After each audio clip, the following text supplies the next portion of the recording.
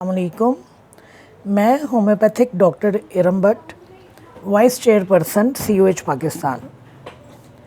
आज का जो हमारा टॉपिक है वो हमारी होम्योपैथिक मेडिसिन एनाकार्डियम है। आज मैं आपको एनाकार्डियम के क्लिनिकल यूजेस बताऊंगी कि क्लिनिकली किन करेक्टरिस्टिक सिम्टम्स की बुनियाद पर हम इस मेडिसिन का इस्तेमाल करते हैं। एनाकार्डियम जो है बेसिकली हमारे माइंड के ऊपर फोकस करती है।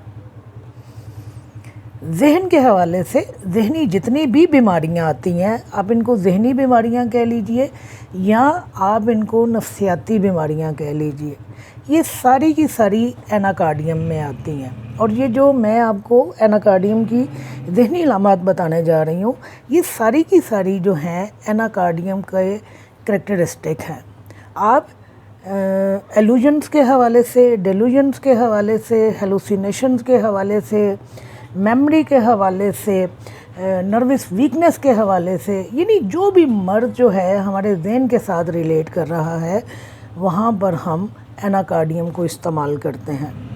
तो एनाकार्डियम के सबसे पहले मैं आपको मेंटल सिम्टम्स बताती हूँ कि कौन सी वो ज़हनी अलामात हैं जिनमें हम एनाकार्डियम को इस्तेमाल करते हैं।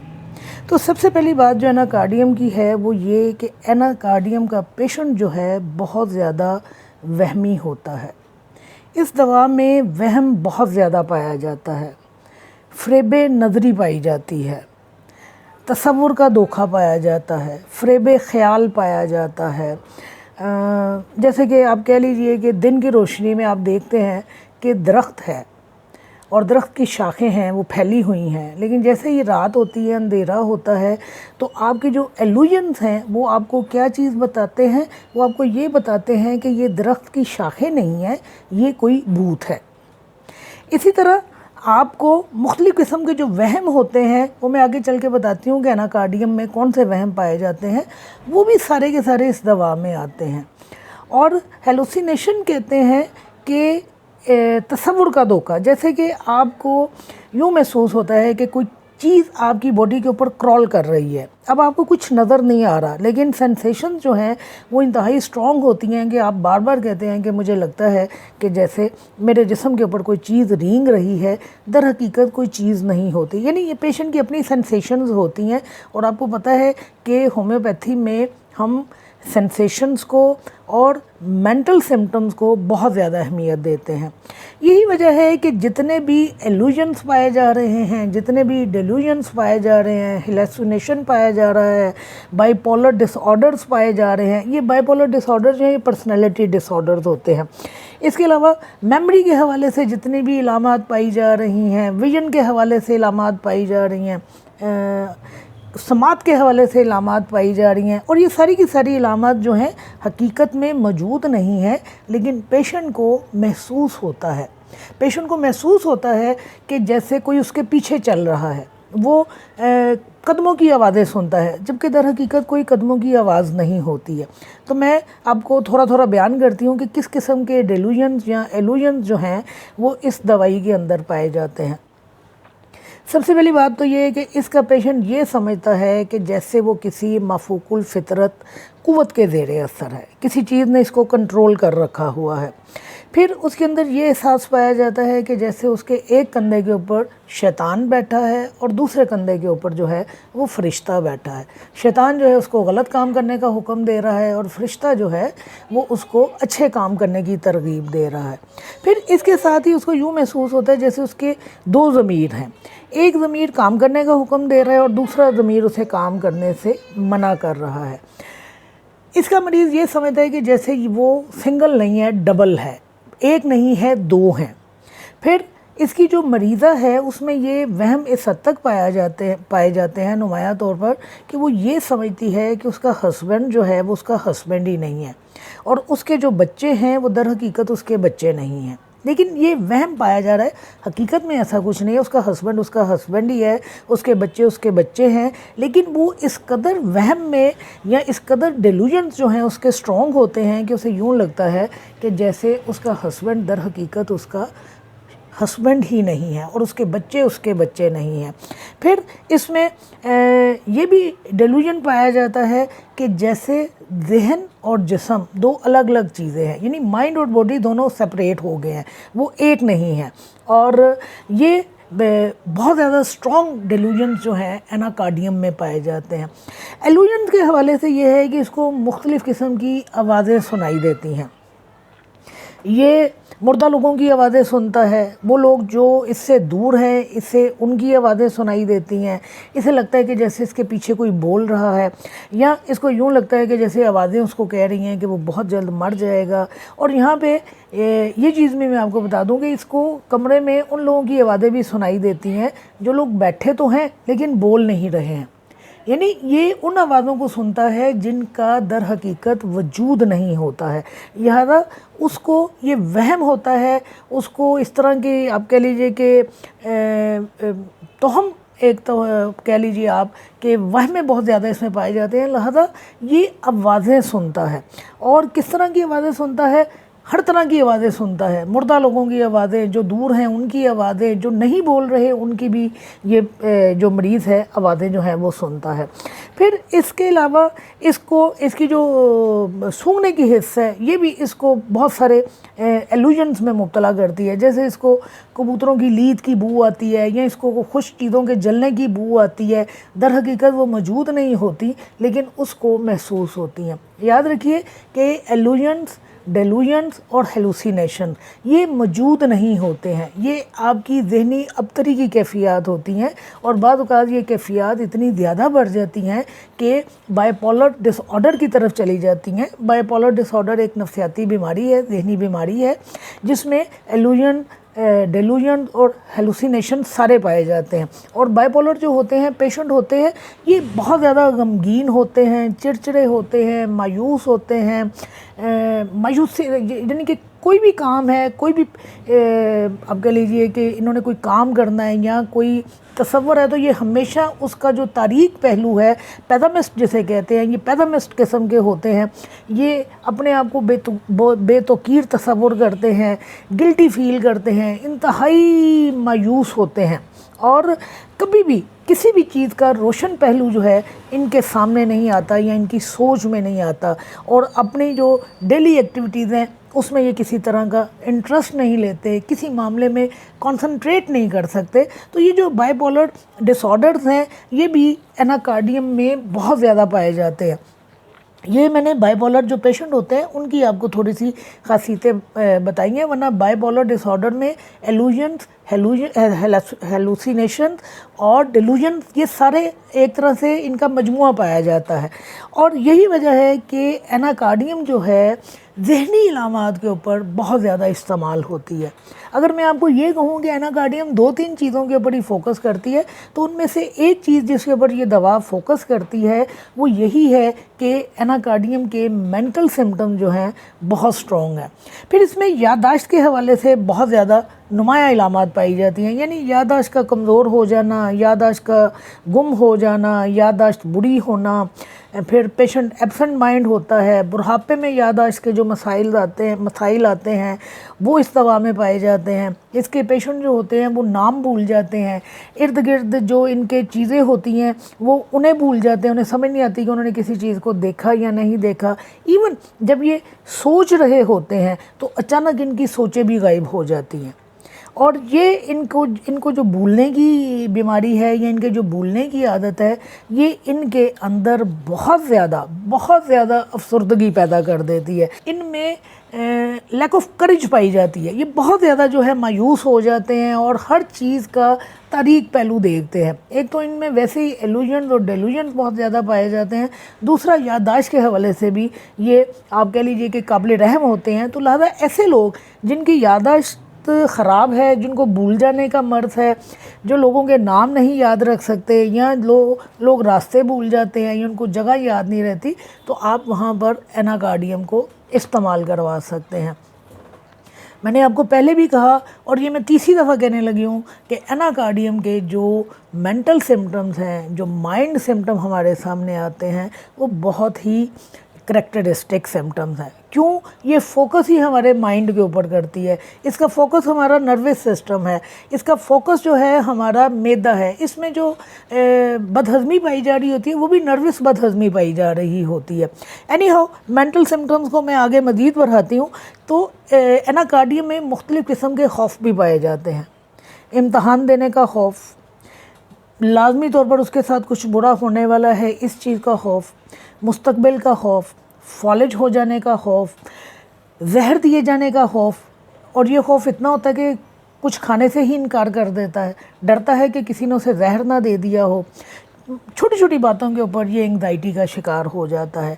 यहाँ तक कि जब ये चलता है तो इसको एंग्जाइटी होती है, ये परेशान होता है कि कहीं इसका पीछा ना किया जा रहा हो।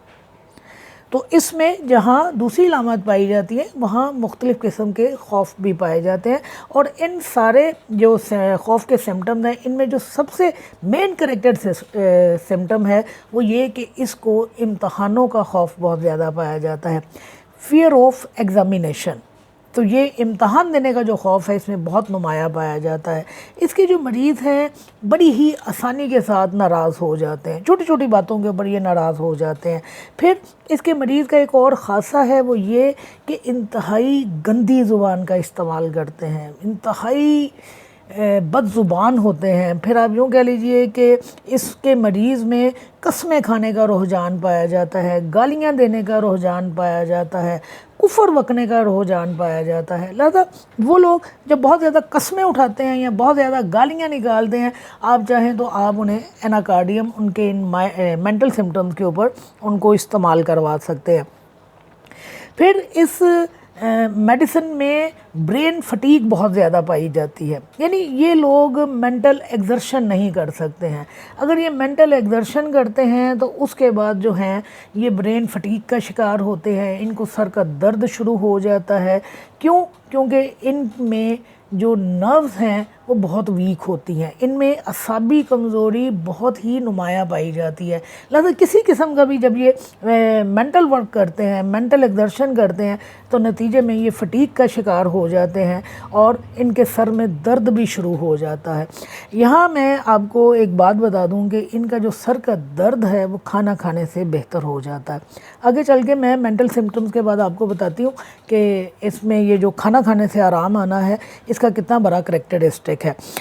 इसके अलावा इसके जो पेशेंट हैं इनमें इलामात जो पैदा होती हैं अगर इनकी तज़लील की जाए या इनको सज़ा दी जाए। ज़्यादा तज़लील करने के बाद या सज़ा मिलने के बाद जो इलामात सामने आती हैं उनमें एनाकार्डियम का इस्तेमाल करवाया जाता है। तो ये हैं एनाकार्डियम के वो मेंटल सिम्टम्स जिनकी बुनियाद पर एनाकार्डियम को नहायत कामयाबी के साथ नफ्सियाती मसाइल में इस्तेमाल किया जाता है। आपने बेलाडोना के हवाले से भी पढ़ा होगा कि बेलाडोना का जो पेशेंट है ना, उसको जब कमरे के कोने में खूंटी लगी होती है ना जिस पर आप अपना कपड़ा टांगते हैं या अपना बुर्का आपने टांगा, तो वो अंधेरे में ना वो बुर्का उनको भूत नज़र आता है। तो बिल्कुल इसी तरह के जो डेलूजन्स हैं या एलूजन्स हैं वो इस दवा के अंदर भी पाए जाते हैं। फिर इस दवा में जो एक सेंसेशन है वो बहुत ही स्ट्रॉन्ग सेंसेशन है कि इस दवा के मरीज़ को यूँ महसूस होता है कि जिस्म के मुख्तलिफ़ हिस्सों के अंदर डॉट लगा दिया गया हो, कॉर्क लगा दिया गया हो। और जब आप कॉर्क लगाते हैं या डॉट लगाते हैं तो दर हकीकत आप एक चीज़ को मुकम्मल तौर पर बंद कर रहे होते हैं। तो ज़ाहिर है जब ये सेंसेशन जिस्म के मुख्तलिफ़ हिस्सों में आएगी तो फिर जो है पेशेंट बहुत ज़्यादा तकलीफ़ में आ जाता है। उसकी बेसिक वजह ये है कि अगर उसको यूँ महसूस हो रहा है कि जैसे मकद में डॉट लगा हुआ है तो बार बार पहाने की नाकाम हाजित होगी, बार बार पहाना करने जाएगा, लेकिन अंदर एहसास इस तरह के जैसे डॉट लगा हुआ है, लिहाजा पहाना नहीं कर पाता है। फिर कानों में डॉट लगने का एहसास पाया जाता है, आँखों में, खलक में, मकद में, ब्लैडर में, यानी जितने भी आपके सुराख हैं बॉडी के, आपकी बॉडी की ओपनिंग्स हैं, वहाँ इसको ये सेंसेशंस पाई जाती है जैसे उन हिस्सों को प्लग कर दिया गया हो। तो ज़ाहिर है जब डॉट लगेगा, किसी चीज़ को प्लग कर दिया जाएगा, तो फिर जो तकलीफ़ पैदा होगी वो एनाकार्डियम के ज़ुमरे में आएगी। अव्वल तो ये सेंसेशन है, और मैंने आपको पहले भी कई दफ़ा कहा है कि जब भी किसी मेडिसिन में सेंसेशन एज इफ़ का लफ्ज़ आ जाए तो वो उस दवा का मेन करेक्टरिस्टिक बन जाता है। मेंटल सिम्टम्स के अलावा एनाकार्डियम के जो मैदे के अमराज हैं वो भी बहुत नुमायाँ हैं। जिस तरह मैंने आपको शुरू में कहा कि एनाकार्डियम फोकस करती है हमारे माइंड के ऊपर, तो वहाँ पर एनाकार्डियम जो है हमारे मैदे के ऊपर भी फोकस करती है। और एनाकार्डियम को इस्तेमाल करने के लिए सिर्फ एक करैक्टरिस्टिक सिम्टम्स काफ़ी है, यानी सिर्फ एक करैक्टरिस्टिक सिम्टम और एनाकार्डियम। और वो करैक्टरिस्टिक सिम्टम क्या है कि हर मर्द को खाना खाने से वक्ती तौर पर आराम आना। नॉर्मली आप देखिए कि जब बदहज़मी होती है या मैदा ख़राब होता है तो हम लोग पेशेंट को या घर वालों को एडवाइस करते हैं कि आप एक वक्त का खाना छोड़ दीजिए, आप हल्की ग़िज़ा ले लीजिए या आप अपने आप को फाके की पोजीशन में ले जाइए, आपकी बदहज़मी बेहतर हो जाएगी। लेकिन एनाकार्डियम का पेशेंट क्या है, बदहज़मी में मुब्तला होता है, मैदे की ख़राबियों में मुब्तला होता है, तो वहाँ पर उसको आराम किस तरह आता है, उसको खाना खाने से आराम आता है। लिहाजा एनाकार्डियम का करैक्टरिस्टिक सिम्टम क्या है, हर मर्द में खाना खाने से वक्ती तौर पर आराम आना एनाकार्डियम को कॉल करता है। तो लिहाजा कोई भी ऐसे मर्द, चाहे वो आपके मेंटल सिम्टम से रिलेट कर रहा है, आपके फ़िज़िकल सिम्टम से रिलेट कर रहा है, आपको असाबी बदहज़मी है, आपको असाबी कमज़ोरी है, आप हाइपोग्लाइसीमिया का शिकार हो रहे हैं, आप बदहज़मी का शिकार हो रहे हैं, आपको कब्ज़ हो रही है, आपको कुछ भी हो रहा है, इवन जिस तरह मैंने अभी बताया था कि मेंटल एक्सर्शन करने से इसके सर में दर्द होना शुरू हो जाता है, तो वहाँ पे भी मैंने ये बात कही कि उस सर के दर्द को खाना खाने से आराम आता है। तो हर वो मर्द जिसको खाना खाने से वक्ती तौर पर आराम आ जाए, वहाँ दवाई जो है हमारी वो एनाकार्डियम होती है। यही वजह है कि डिस्पेप्सिया की या इंडाइजेशन की या लॉस ऑफ एपेटाइट की या वायलेंट हंगर की या आप कह लीजिए कि मैदे में डूबने का ऐसा एहसास अगर पाया जा रहा है, इरिटेबिलिटी पाई जा रही है, कमज़ोरी पाई जा रही है, तो वहाँ पर खाना खाने से अगर वक्ती तौर पर आराम आता है तो दवाई एनाकार्डियम है। इसके पेशेंट जो है अगर इन्हें फाका करना पड़ जाए या इनको एक वक्त का खाना छोड़ना इनको पड़ जाए तो इनकी इलामात में ज़्यादती हो जाती है। यहाँ मैं आपको ये बात बता दूँ कि आपने अगर अल्सर के पेशेंट देखे हैं तो आपने देखा होगा कि जब उनका मैदा खाली होता है तो उनके मैदे में तकलीफ़ शुरू हो जाती है। लिहाजा वो लाजमी तौर पर कोई ना कोई चीज़ खाते हैं अपनी उस तकलीफ़ से निजात पाने के लिए। तो वहाँ पर जहाँ पर आपको इस तरह का सिम्टम मिलता है कि खाली मैदे में तकलीफ़ शुरू हो गई, जलन शुरू हो गई और आप कुछ खाते हैं और आपको आराम आता है, तो आपकी जो मेडिसिन है वो एनाकार्डियम है। लिहाजा अगर मैं ये कहूँ कि एनाकार्डियम जो फोकस करती है वो हमारे माइंड के ऊपर करती है, हमारी नर्व्स के ऊपर करती है, या उसका ये करैक्टरिस्टिक सिम्टम है, तो गलत नहीं होगा। यानी हम दो चीज़ों में एनाकार्डियम को समो सकते हैं, एक खाना खाने से हर तकलीफ़ में वक्ती तौर पर आराम आना, दूसरे जितने भी हमारे मेंटल सिम्टम्स हैं जिनमें हमारे एलूजन्स हैं, डेलूजन्स हैं, हेलुसिनेशंस हैं, बाइपोलर डिसऑर्डर्स हैं, यानी नफ्सियाती बीमारियां जिन्हें कहते हैं, एनाकार्डियम उनका अहाता करती है। इसके अलावा इसके जो स्किन के सिम्टम्स हैं वो सारे के सारे रुस्टॉक्स की तरह के हैं। जिस तरह आप रुस्टॉक्स में स्किन के सिम्टम में रुस्टॉक्स को इस्तेमाल करवाते हैं, बिल्कुल इसी तरह एनाकार्डियम को भी इस्तेमाल करवाया जाता है। लेकिन जो ख़ास इसका असर है वो हमारे माइंड के ऊपर, हमारी नर्व्स के ऊपर और हमारे मैदे के ऊपर है। तो आप इन करैक्टरिस्टिक सिम्टम्स को अपने जहन में रखकर एनाकार्डियम को इस्तेमाल करवाइए, इंशाल्लाह आपको मायूसी नहीं होगी। एनाकार्डियम की जो पोटेंसीज इस्तेमाल होती हैं वो ऑल पोटेंसीज इस्तेमाल होती हैं। आप 30 पोटेंसी, 200, 1M कोई भी इस्तेमाल करना